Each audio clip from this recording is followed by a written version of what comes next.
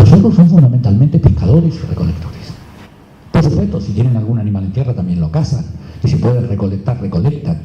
Pero el modo de vida se realiza a tal punto que prácticamente viven muchos de estos grupos, viven sobre las canoas, los famosos fueros que había visto. La canoa tenía, las grandes canoas de corteza que trabajaban la familia tenían un basamento hecho con piedra donde había un fogón.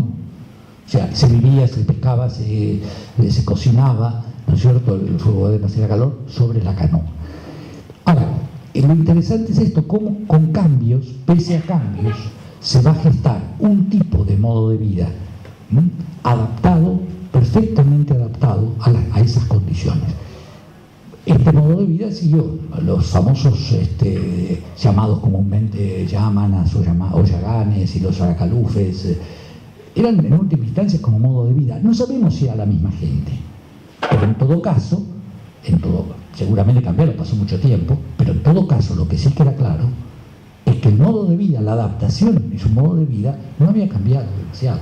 Habían ajustado cosas, por supuesto, pero no habían cambiado tanto. Lo cual está demostrando además la eficacia del modo de vida que les permite subsistir milenios en condiciones sumamente adversas de asentamiento.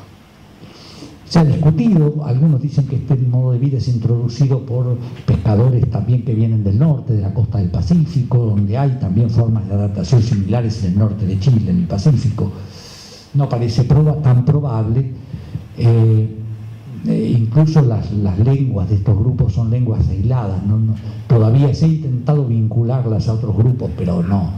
Es decir, hay propuestas, pero todavía no hay, nadie se ha puesto de acuerdo en con qué tienen que ver. Entonces se aparecen como lenguas aisladas.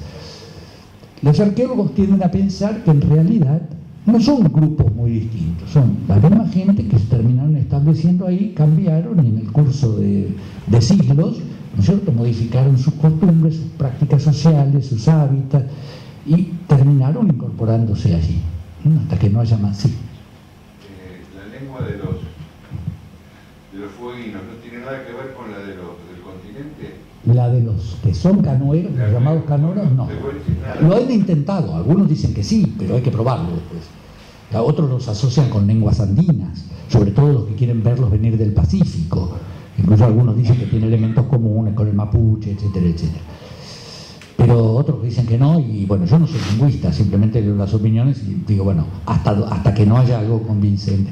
Los que sí tienen fuertes influencias lingüísticas, porque pertenecen al mismo grupo, son los Selkman o Selkman. Esos sí, esos son cazadores, comparten y forman parte de la misma familia lingüística, con variedades, bueno, han estado separados durante mucho tiempo de los del continente, ¿verdad? Hay otro pequeño grupo que ya extinguido muy temprano, que estaban en la punta de Tierra del Fuego, que son los que llamaban los Jauch, o Menmaquén, que eran un grupo muy pequeño, muy pequeñito ya en el 19. Entonces ellos desaparecieron, que eran también emparentada a la lengua, gracias a Brilles, al misionero conocemos la lengua, a veces que eran pocos, estaba muy emparentada también con el grupo John. Como que parecería que aquí los grupos que han mantenido su sistema de vida han conservado ciertas parentescos lingüísticos. No digo que es la misma lengua, digo, forman lenguas con estructuras similares que permite agruparlas en cosas.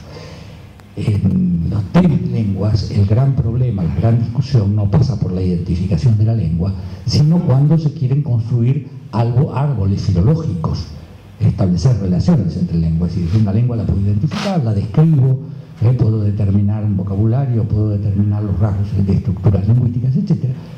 Pero cuando quiero empezar a ver relaciones filogenéticas entre las lenguas, la cosa se complica, porque no siempre tengo toda la información. Es muy fácil hacerlo con las lenguas latinas, es decir, claro, vienen del latín, pero por ahí tenemos un montón de información escrita, etcétera, etcétera. Cuando hablamos de lenguas de las cuales a veces solo conocemos algunas palabras aisladas, es muy difícil colocar en ese árbol el lugar que cada una ocupa y las relaciones que cada una tiene. De todas maneras, lo que a mí me interesaba con esto es marcar estas ideas: diversidad, antigüedad de este poblamiento, diversidad de este poblamiento, valor de las respuestas. Estas adaptaciones tan específicas son complejas, han logrado un nivel de adaptación muy específico, ¿no es cierto?, que les ha permitido sobrevivir, ¿no? Nosotros pensamos a veces, el siglo XIX pensaba así, que la suma de la tecnología era la tecnología industrial del siglo XX. Las técnicas son valiosas, entonces son eficientes, ¿no? Y esto, hay una anécdota, una historia que contaba algunas veces, contaba Lumbreras, Lucho Lumbreras, un peruano arqueólogo, quizá la figura más importante actualmente de la arqueología peruana, la historia de una comunidad andina, donde en las épocas de reformas agrarias y cosas gestadas en las oficinas de Lima, se decidieron a meterle tractores a todas las comunidades, mandaban tractores, claro. El tractor sirve en la Pampa, pero el tractor no sirve en los Andes. La capa de fértil es muy delgadita, hay que estar construyendo permanentemente andenes para evitar los deslaves y ganar tierra. ¿Qué hacen con un tractor? Pero además del tractor, era un problema. Entonces, la comunidad se reunió un día y hicieron un juicio al tractor. Destruía la capacidad de la tierra. El palo cavador era mucho más eficiente, ¿no es cierto? Eso rompía, pero además creaba dependencias, y tenían que tener combustible, tenían que tener gasoil, le hacían falta repuesto. Entonces, ¿qué hicieron? Tomaron una lata de gasoil, la pusieron abajo del tractor, la prendieron fuego y volaron el tractor. Digo, la anécdota era graciosa, pero tiene que ver con esto a veces, este concepto de la tecnología de Occidente. Hay tecnologías que son muy eficientes, en ciertos casos, en ciertas condiciones y para otras cosas, y para otras no. Obviamente estas tecnologías que a nosotros nos parecen tan tempranas, tan simples, no lo son, ¿no? Y que me diga que es simple, le digo que agarra una piedra y talla una punta. Entonces, no son tan simples, pero lo importante es que son eficientes. En América no se conoció el arado, no hacía falta el arado en la agricultura, pero lograron el mayor número de hibridación de especies, los manejos de riego más complejos. Es decir, ¿dónde había, si los propios andaluces, acostumbrados a la calidad de los riegos de Andalucía, que eran de origen árabe, etcétera, cuando llegan a Perú se asombran de los sistemas de regadío incaicos, ¿no? Y sin embargo no tenían lo otro, y eso implica que era una agricultura primitiva, pero habían logrado cuántas variedades de hibridaciones de papa, ¿no? ¿Cuál era el inventario, digamos, vegetal que podían obtener? No tenían ovejas, es cierto, no tenían casi animales, pero la llama es más eficiente que la oveja. No arruina la tierra, no arruina los pastos, ¿no? Se usa la lana, se la usa como alimento, sirve de carga, se usa el excremento como combustible. Mayor rendimiento no lo podía dar, ¿no es cierto? Entonces, esto de ver Patagonia me llamaba la atención sobre esto, que sería lo nuevo que se ha incorporado a lo que ya conocíamos. Pasen rápido las últimas y terminamos. Esta es una de las puntas más tempranas, son las llamadas puntas de pescado, ¿no? Estas vienen de la cueva de Feld y son también prácticamente de fines del proglacial. Son muy tempranas, con lo cual les tiró una de las teorías de la Escuela Histórico-Cultural abajo, y es que las culturas más primitivas no tenían puntas. No eran cultura de punta, los cazadores superiores tenían puntas, parecían las de Feld. Son tempranísimas, sí. Sí. Es lo que yo decía, el núcleo y la hoja. Estas hojas que se van sacando hojitas y después se trabaja la hoja. Seguí la otra, lo vamos a ver. Entonces salen este tipo de hojas. Esto es de una clásica Folsom de América del Norte. Estas son de una cultura, son tipo cuchillos de filo que se llaman una cultura casapedrense en los toldos. Fíjense cómo se ha logrado una muy finita, es decir, se ha reducido la cantidad necesaria de material para el corte, ¿no? Con lo cual, lo que era antes esas piezas pesadas, de lo que era una, ahora se sacan dos, ¿no? Debes preparar la superficie y después hacer el corte, sí. Bueno, este otro rasgo patagónico que estaba y lo puse, que son la maravilla de las pinturas rupestres.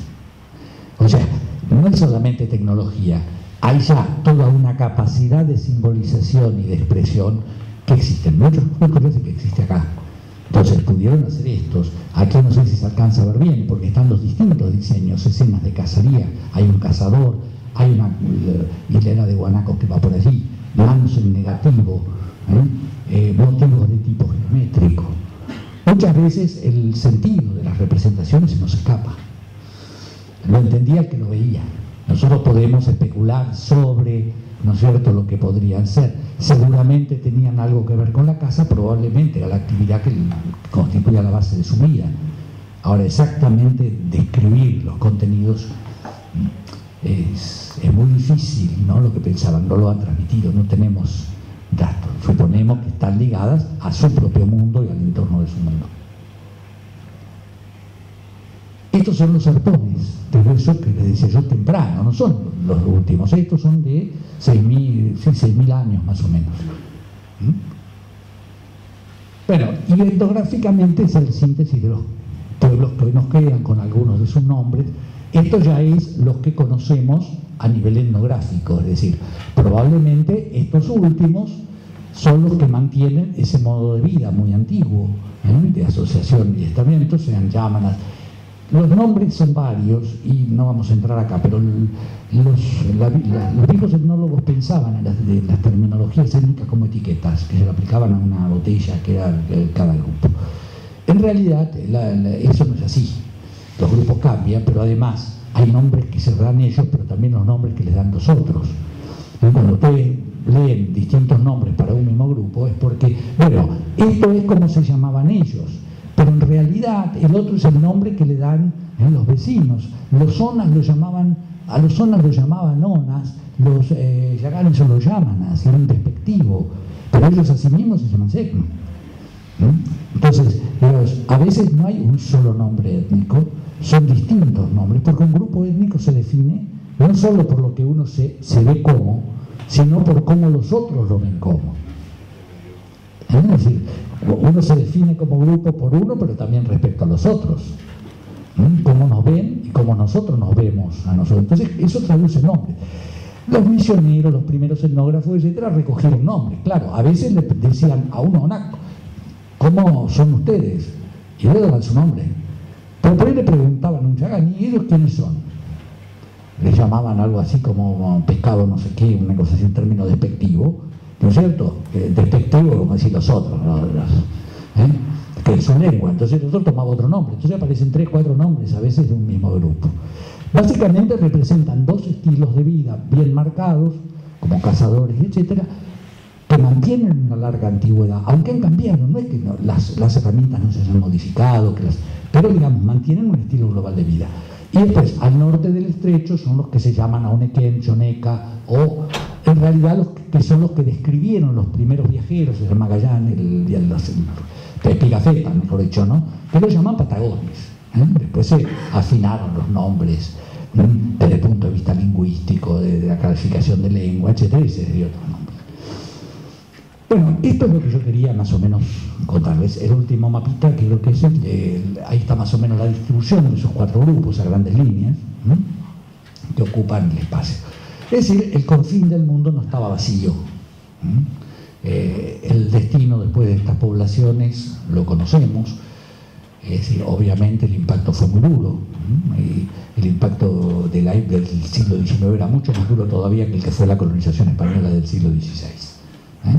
Había más armas, había enfermedades nuevas, había todo lo mismo que había, y prácticamente, digamos, el exterminio fue rápido y la extinción de esas poblaciones fue muy rápida. Por eso justamente decía yo que todo lo que sea o lo que puedan haber dejado como elemento de memoria, sería mejor tener la gente, pero en última instancia, por lo menos, si se perdió la gente, que no se pierda la memoria.